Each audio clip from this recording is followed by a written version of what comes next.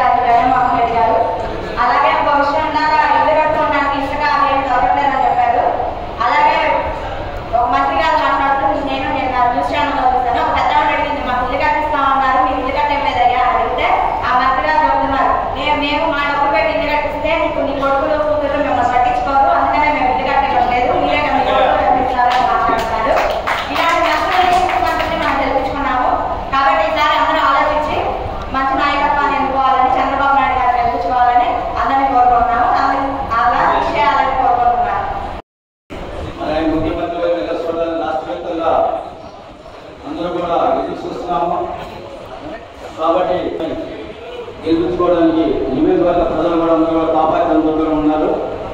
అందరూ కూడా గెలిపించుకునే బ్రాహ్మణాల్లోనే ఈనాడు రాష్ట్ర తెలుగుదేశం పార్టీ అనే విధానంగా రానున్న కాలంలో చంద్రబాబు గారి నాయకత్వం గురించి ఆయన ముఖ్యమంత్రి వర్గంలో చూడటానికి అందరూ అభిమానంగా ఎంతో కృషి చేస్తానికి కూడా రాష్ట్ర వ్యాప్తంగా కూడా మేము ప్రయాణంలో కూడా అన్ని జిల్లాల్లో కూడా ఎస్సీ ఎస్టీ మైనార్టీ బీసీ మైనార్టీలో కూడా అందరూ కూడా చెప్పుకుంటూ బాపుగా పోవాలని రానున్నగాలో ముఖ్యమంత్రిగా చంద్రబాబు నాయుడు గారిని చూడాలని చెప్పి ఎంతో ఆకాంక్షగా ఎదురుస్తున్నటువంటి విషయాన్ని నాకు ఈ మాట్లాడడానికి అవకాశం ఇచ్చినటువంటి పెద్దలకి అందరూ కూడా ధన్యవాదాలు తెలుపుకుంటూ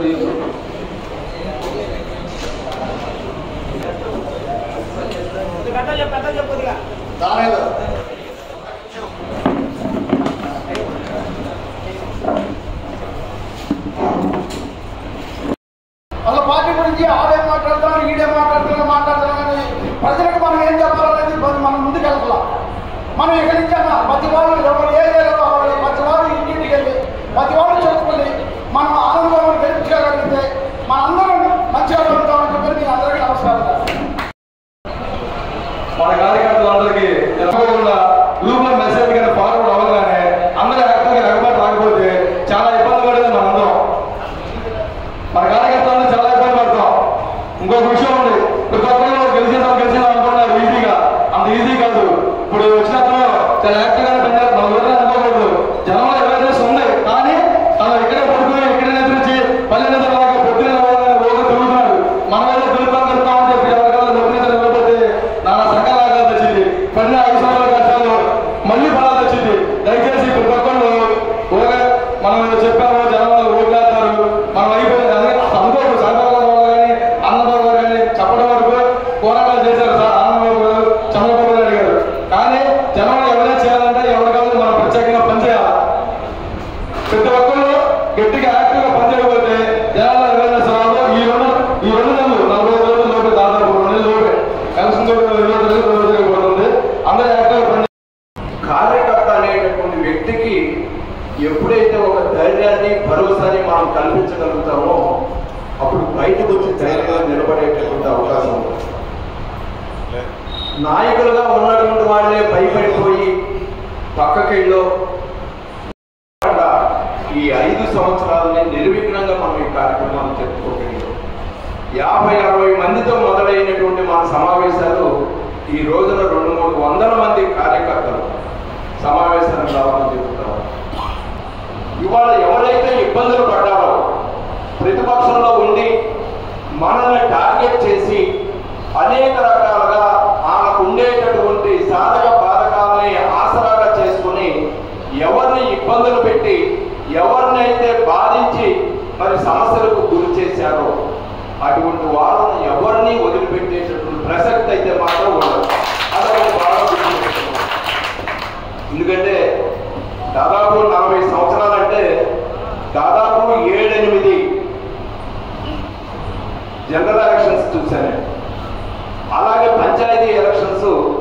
దాదాపు 7-8 ఎలక్షన్స్ చూశాను, మండల ఎలక్షన్స్ చూశాను.